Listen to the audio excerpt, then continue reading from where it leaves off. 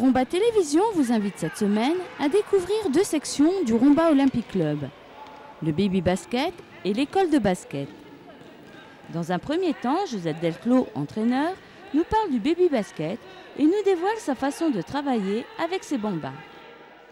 La séance que vous venez de voir, d'abord est réservée à des enfants qui ont au moins 4 ans, c'est-à-dire qui sont, pour cette année, qui sont nés en 97, 96 et 95.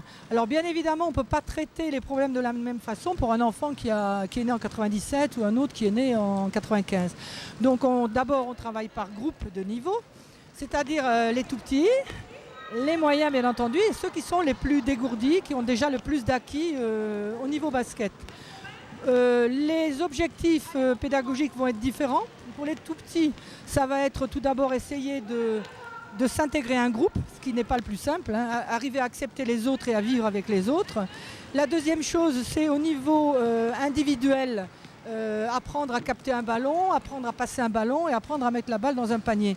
Si à la fin de la saison, à ce niveau-là, on a atteint ces objectifs, je crois que c'est qu'on a bien travaillé. Bon, pour les autres, ça sera déjà un tout petit peu différent. Ils commencent déjà à savoir ce que c'est que jouer au basket. Donc, on commence à appliquer quelques petites règles essentielles du basket, à savoir éviter de courir ou de marcher avec la balle et surtout ne pas taper sur l'adversaire, puisque la définition même du basket, les règles fondamentales, c'est ne pas courir ou marcher avec le ballon et c'est ne pas savoir se maîtriser et ne pas agresser les adversaires.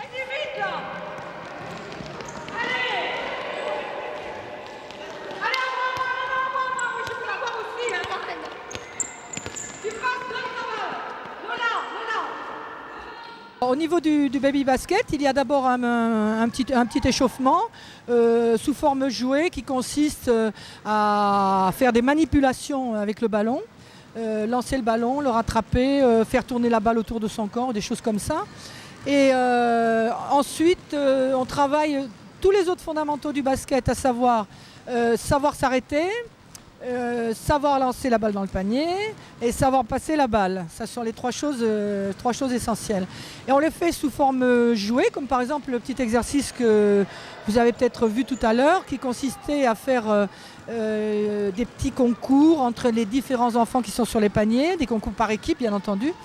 Et quand on marque un panier, on gagne un plot, donc, et c'est l'équipe qui a gagné le plus de plots qui l'emporte. Mais si vous voulez, le fait de gagner n'est pas essentiel. On ne s'attache pas trop à ce résultat. Le but, c'est que ce soit agréable, que ce soit une forme ludique. Parce que je crois qu'on n'est pas là pour... c'est pas de la compétition, c'est vraiment du jeu, c'est se faire plaisir et vivre avec les autres. Qu'est-ce qui se rappelle comment on fait le petit cheval ?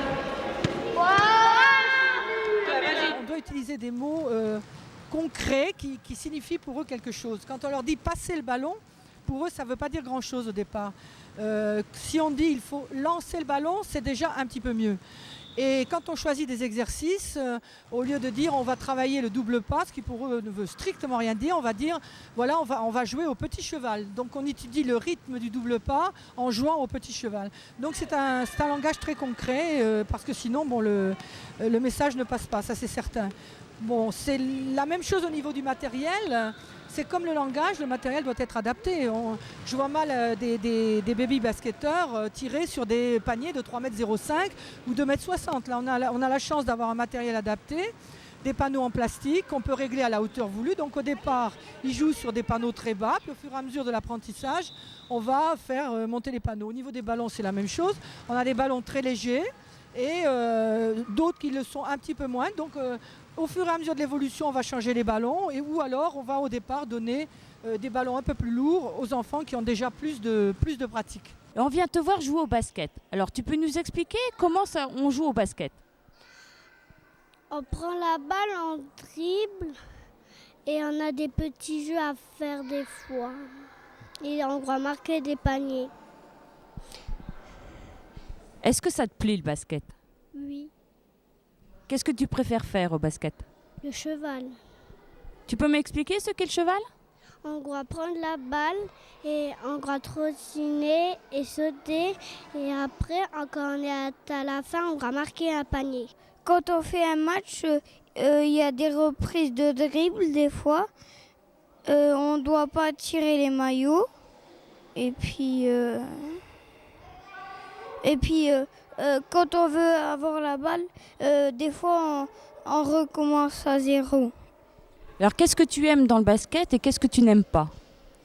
Ce que j'aime, c'est quand on fait le cheval. Et ce que j'aime pas, c'est quand on dribble et on va chercher la balle. Qu'est-ce que j'aime bien, c'est le jeu du petit cheval. Et qu'est-ce que j'aime pas, c'est quand il nous dit de tirer au gros panier.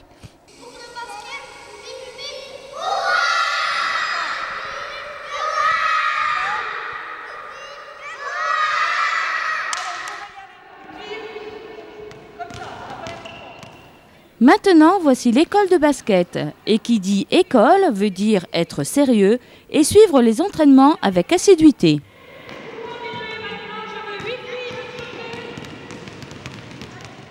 L'école de basket, c'est ce qui suit immédiatement le baby basket. Donc ça va concerner les enfants qui sont nés, du moins pour cette saison sportive, qui sont nés en 94-93, c'est-à-dire qui sont mini-poussins ou mini-poussines, et en 92-91, donc qui sont poussins ou poussines. Alors là, on passe au stade au-dessus, bien entendu, parce que là, on va déjà parler de matchs et de vrais matchs. C'est-à-dire que même si le résultat n'est pas important, les enfants jouent réellement au basket. Et là, tout va changer. On va appliquer de façon plus stricte les règles du jeu. On va déjà entrer dans des apprentissages plus techniques. Et disons que le panneau aussi va changer de hauteur. Là, on va passer carrément au panneau à 2,60 m et à des balles de taille T5 qui sont plus grosses qu'évidemment que les ballons de baby basket. Donc c'est vraiment le stade au-dessus. C'est la suite logique du baby basket.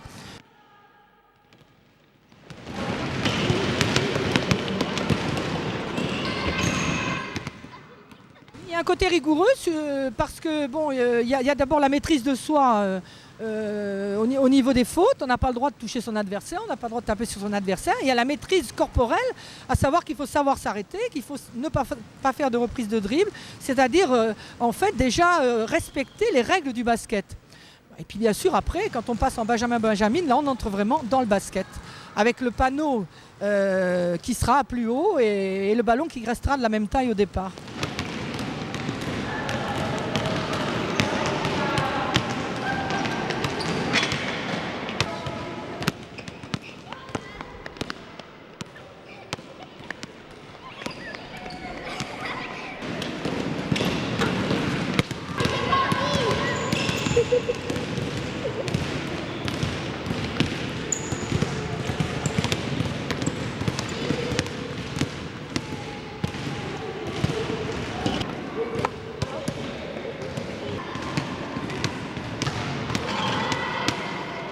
Main droite, double pas, tire.